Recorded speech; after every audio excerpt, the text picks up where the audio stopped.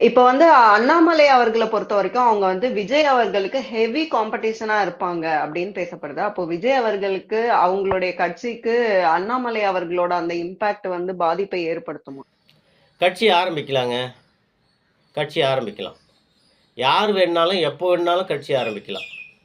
ஆனா, ஆரம்பிக்கிற கட்சி முதலமைச்சர் பதவி வரைக்கும் போகுமா? நிக்குமா? நிலைக்குமா? கட்சி நிலைத்து பல வருடங்களுக்கு நிலைக்குமா என்பதெல்லாம் யோசிச்சு கட்சி ஆரம்பிக்கணும். "ஞானம் கருதினும் கைகூடும் காலம் அறிந்து இடத்தால் செலின்" அப்படின்னு திருவள்ளுவர் சொல்றார். அந்த மாதிரி எந்த நேரத்தில, எப்ப கட்சி ஆரம்பிக்கணும் அப்படின்றதெல்லாம் இருக்கு. எம்ஜிஆர் எப்ப கட்சி ஆரம்பிச்சாரு? எந்த சூழ்நிலையில் ஆரம்பிச்சாரு? அவர் என்.டி. ராமராவ் எந்த சூழ்நிலையில கட்சி ஆரம்பிச்சாரு? அதெல்லாம் கொஞ்சம் யோசிச்சு பார்க்கணும் நாம. நடிகர் திலகம் சிவாஜி கணேசனும் கட்சி ஆரம்பிச்சாரு. எப்ப ஆரம்பிச்சாருன்னா, புரட்சித் தலைவர் எம்ஜிஆர் முதலமைச்சரா வந்த பிறகு சிவாஜி கணேசன் கட்சி ஆரம்பிச்சாரு. அவருக்கு ஏணி சின்னம் கூட குடுத்தாங்க.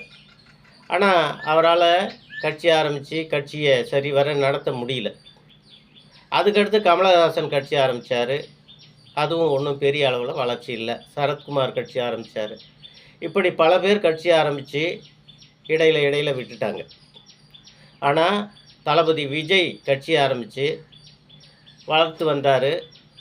அவரு கட்சி ஆரம்பிச்ச அந்த தருணங்கள் நல்ல தருணங்கள்.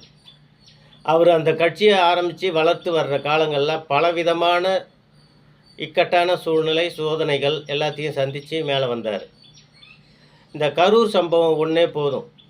எவ்வளோ பேரா இருந்தாலும், எப்பேர்ப்பட்டவங்களா இருந்தாலும் நம்ம கட்சிய விட்டு விலகி வந்துட்டுருப்போம்.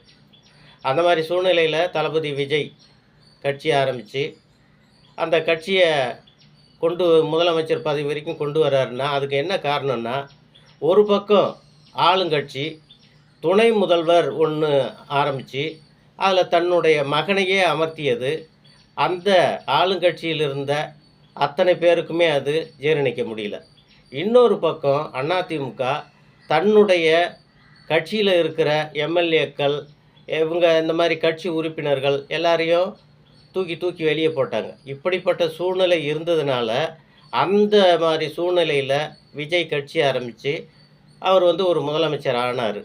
அந்த மாதிரி தான் வந்து நாம கட்சி ஆரம்பிக்கணுமே தவிர, திடீர்னு ஒரு ஆர்வக் கோளாறுல கட்சி ஆரம்பிச்சோம்னாக்கா, அதெல்லாம் அந்த அளவுக்கு வளர்ச்சி வராது. அதுதான் சொன்னாங்க, இந்த "காற்றடிக்கும் நேரம் மாவு விக்கப் போனேன், மழை பெய்யும் நேரம் உப்பு விக்கப் போனேன்" அப்படின்ற மாரி ஆயிடும்.